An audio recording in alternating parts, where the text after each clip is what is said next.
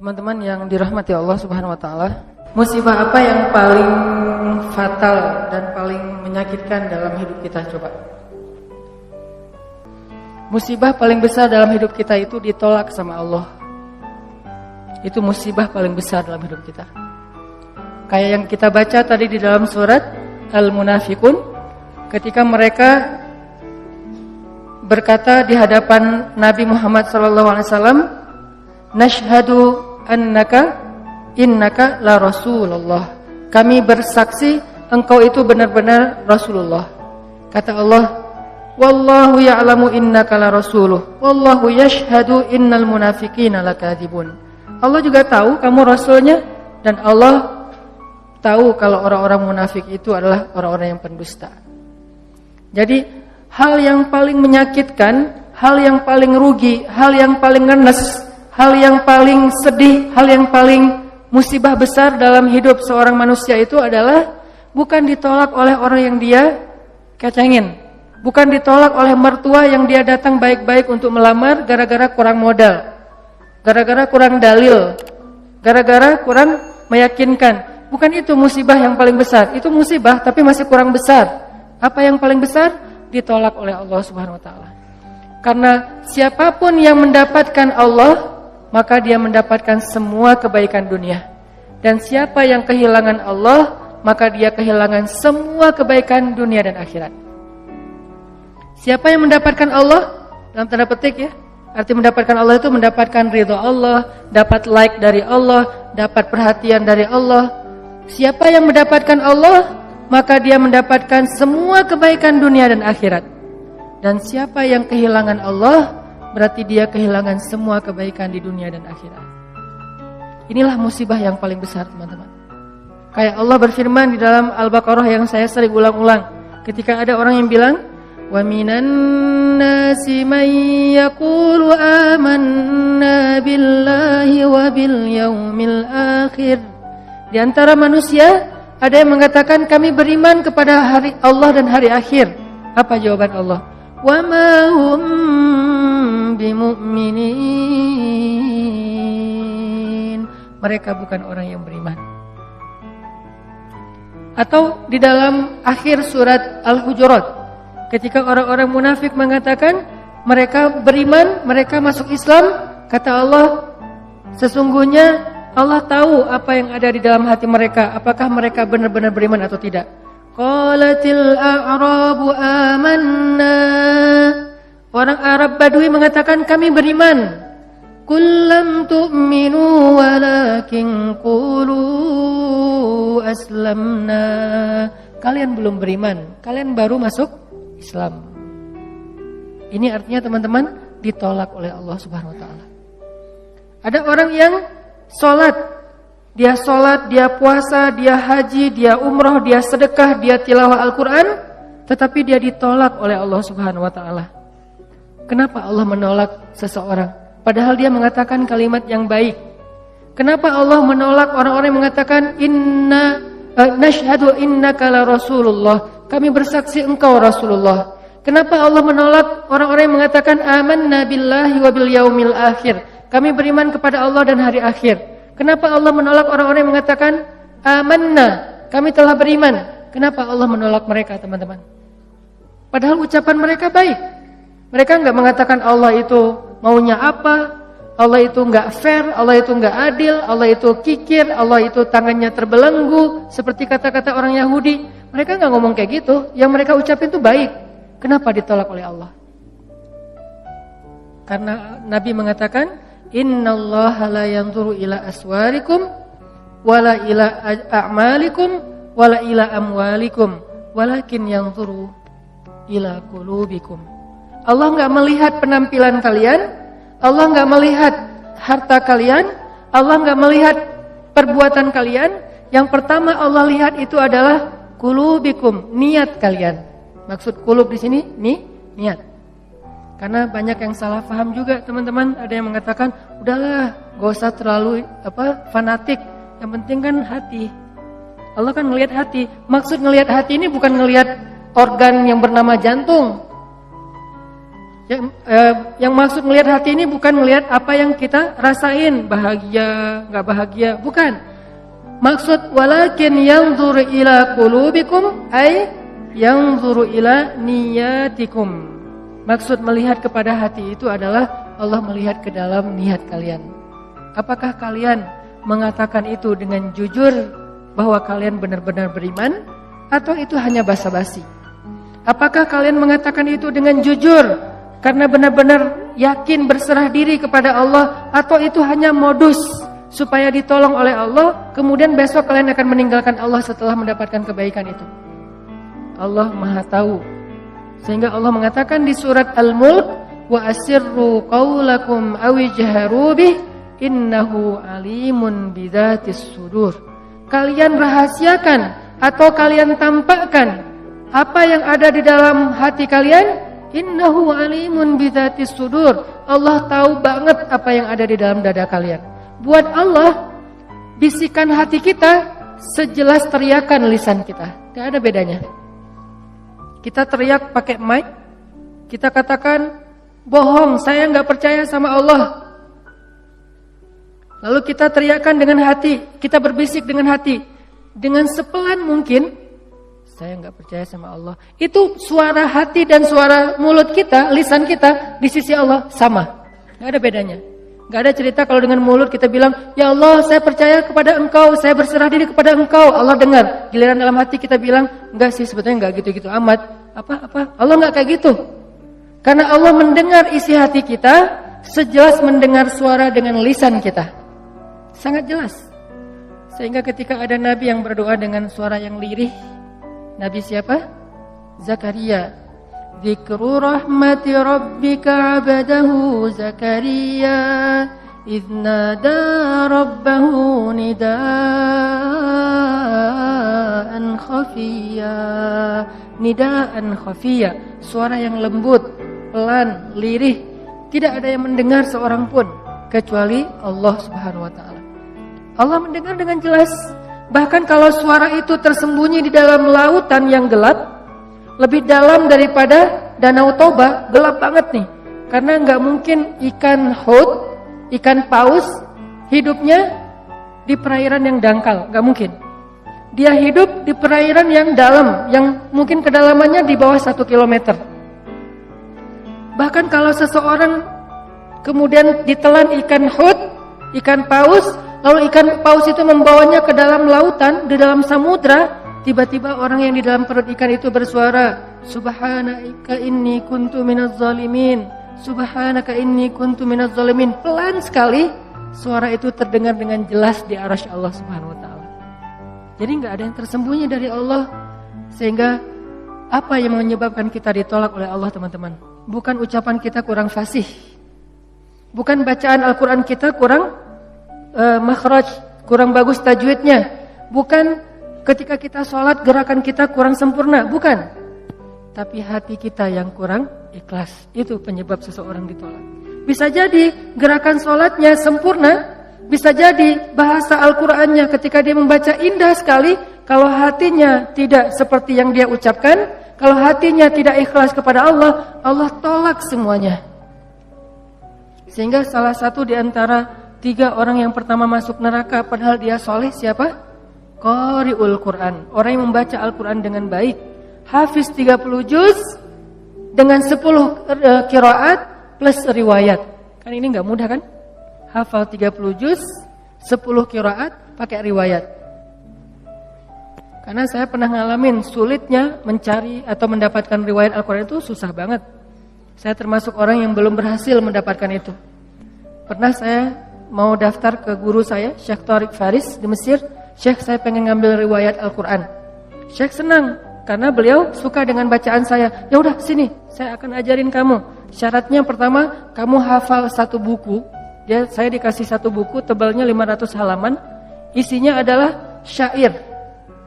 Kurang lebih 500 halaman, isinya syair. Dan syair itu berbunyi tentang cara baca Al-Quran. Huruf ini ketemu huruf ini, dibaca begini.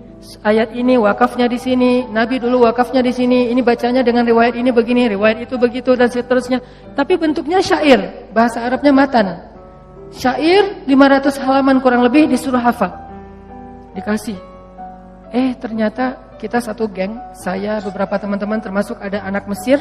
Seminggu kemudian diuji sama Syekh. Ketika seminggu setelah itu kita datang ke Syekh, tiba-tiba anak Mesir teman saya, dia bilang, "Syekh, saya sudah hafal syair itu." Buku tebal dia hafal seminggu. Terus dites sama Syekh saya, lancar. Terus Syekh saya tanya ke saya, "Hanan gimana?"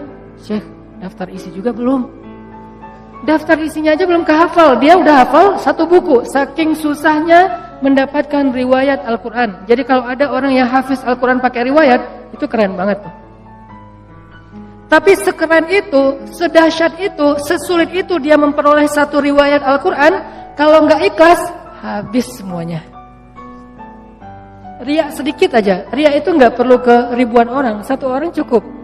Karena riya itu kan nggak harus, saya riyanya cuma satu orang doang kok, masa hilang sih? Enggak, satu orang aja kalau kita riya habis, apalagi riyanya kepada ribuan orang. Saya pernah ceritakan gimana sulitnya menjaga ikhlas. Ikhlas itu gampang, yang susah itu menjaga ikhlas. Di awal insya Allah ikhlas. Gak mungkin juga kita di awal pengen riya, kan gak mungkin ya. Usolli sunnata tahiyatul masjid ria'an nas, kan gak ada ya. Saya sengaja sholat sunnah tahiyatul masjid karena pengen pamer aja. Allahu Akbar. Kan gak mungkin kan?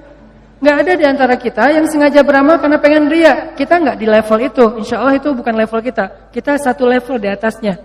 Di awal ikhlas. Pasti kita mengatakan lillahi ta'ala, karena Allah. Tapi masalahnya di setengah ketika kita lagi ngerjain itu. Ketika kita lagi sedekah lewat canceling. Dari ujung kita lihat 1.000, 2.000, 5.000, paling banter 10.000. Kita 100.000 gitu kan. Pas ngeluarin, asa gak rela ya 100.000 tapi gak ada yang lihat. Akhirnya kita sok ikhlas. Bukan ikhlas, sok ikhlas. Ditutup di depan biar gak kelihatan, tapi di belakang orang pada ngelihat. 100.000. Terus gak dimasukin semuanya, harus ada sisanya, terutama yang bagian angka. Geser aja ke sebelah, biar dilihat, 100.000. Pura-pura ikhlas. Ini namanya meriakkan keikhlasan. Meriakkan keikhlasan. Jadi gak gampang teman-teman untuk ikhlas. Makanya untuk menjaga keikhlasan, makanya kita berlindung kepada Allah. Ya Allah, jangan tolak saya gara-gara saya tidak mampu menjaga ikhlas. Saya beristighfar, minta ampun kepadamu ya Allah kalau saya pernah riya. Karena kalau ditolak sama Allah, udah kita gak dapat kebaikan apa-apa. Di dunia maupun di akhirat. Kalau Allah menerima kita, maka kita diberikan kebaikan dunia dan akhirat. Wa innama likulli imri'in ma nawa. Semua orang mendapatkan sesuai dengan apa yang ada di dalam hatinya, niatnya, apa yang dia niatkan. Faman kanat hijratuhu ilallahi wa rasulih, fa hijratuhu ilallahi wa rasulih. Kalau Allah menerima kita, kita minta apa aja Allah kasih. Tapi kalau Allah menolak kita, kita mau jungkir balik di Raudhah malam Jumat bulan Ramadan pas lagi Lailatul Qadar, gak akan diterima oleh Allah. Kenapa? Udah ditolak. Makanya musibah paling besar itu teman-teman ditolak oleh Allah. Dan Allah menolak kita bukan karena melihat perbuatan kita yang kurang sempurna, amal soleh kita yang tidak terlalu ideal, tapi karena Allah melihat hati kita yang cacat. Cacatnya itu bukan amalannya, tetapi perasaannya, hatinya, niatnya. Kan ada tuh cerita tentang 3 orang yang lagi touring, kemudian terjadi badai, akhirnya mereka berlindung di dalam sebuah gua kan. Kemudian jatuhlah sebuah batu besar menutup pintu gua, mulut gua.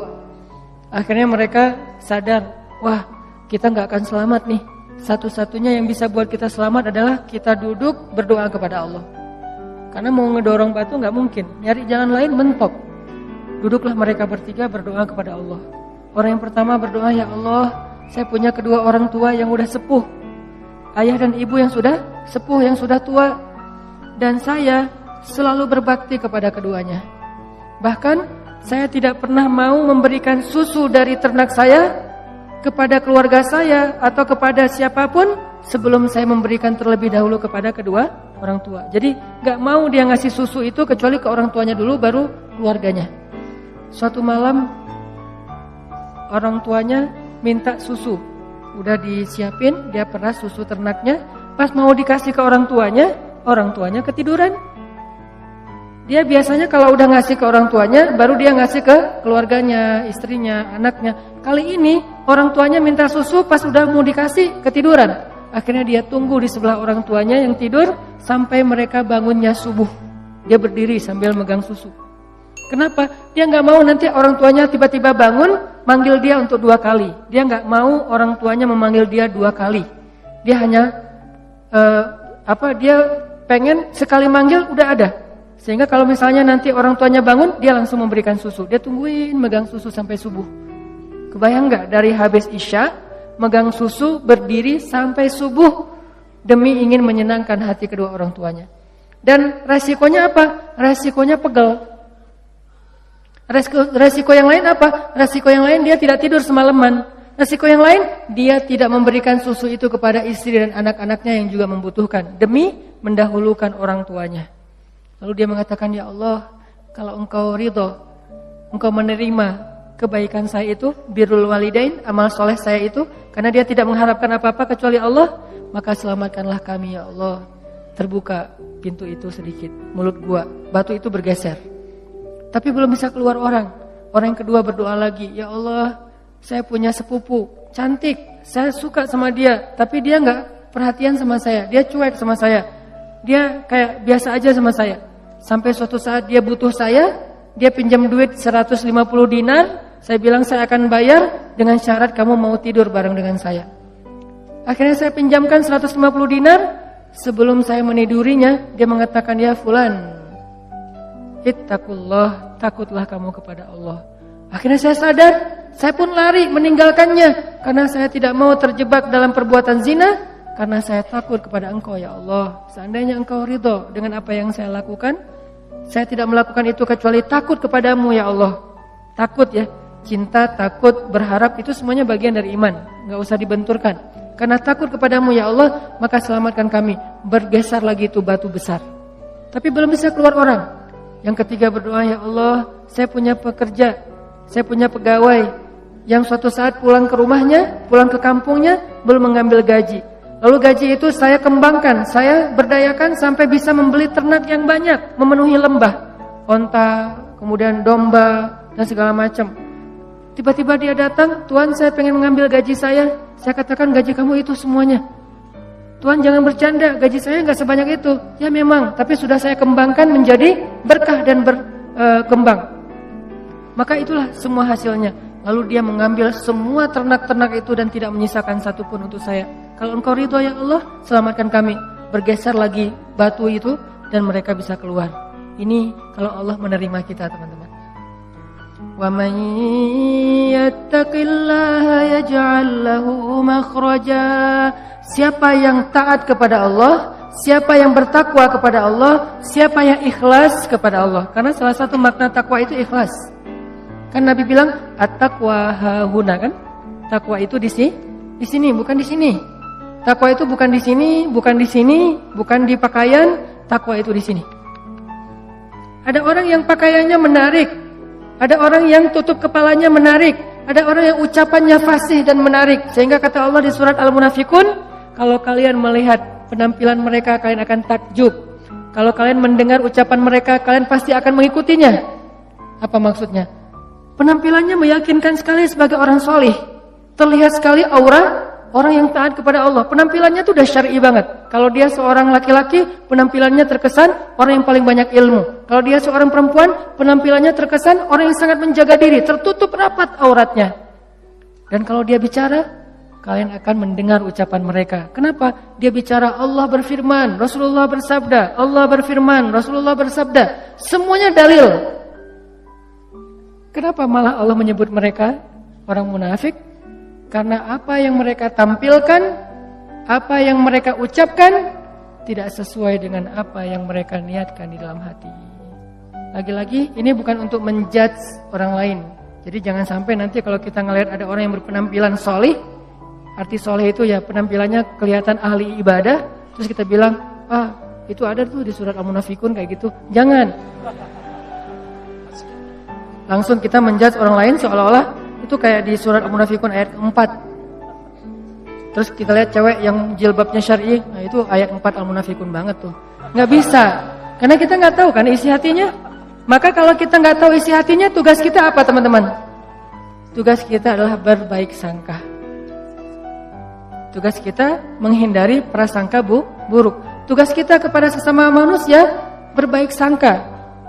Dan tugas kita kepada diri kita sendiri adalah muhasabah diri, memperbaiki diri kita sendiri, menghitung-hitung kesalahan kita sendiri. Kalau orang lain jangan cari-cari kesalahan, apalagi dihitung-hitung. Wala tajassasu, jangan cari-cari kesalahan orang lain. Sehingga kalau ada teman kita postingannya tuh bagus, tapi ada celah sedikit aja, itu yang dikomentarin. Padahal bukan itu inti dari postingan tersebut. Nah ini berarti tajassus. Apakah kita lupa dengan ayat itu? Padahal itu ayat yang paling populer di surah Al-Hujurat. Sampai Allah mengatakan, maukah kalian memakan bangkai saudara kalian sendiri sementara kalian merasa jijik? Ini artinya gak bisa kita menjudge orang lain. Ini lebih ke diri kita sendiri. Ternyata Allah gak ngelihat dulu penampilan kita, walaupun itu nanti akan dilihat. Cuman bukan yang pertama. Kalau ini beres, baru dilihat yang penampilan, dilihat ucapan, dilihat perform kita. Kalau ini udah beres. Kalau ini gak beres, yang lain gak dilihat. Jadi yang pertama Allah lihat apa niat kita melakukan sesuatu.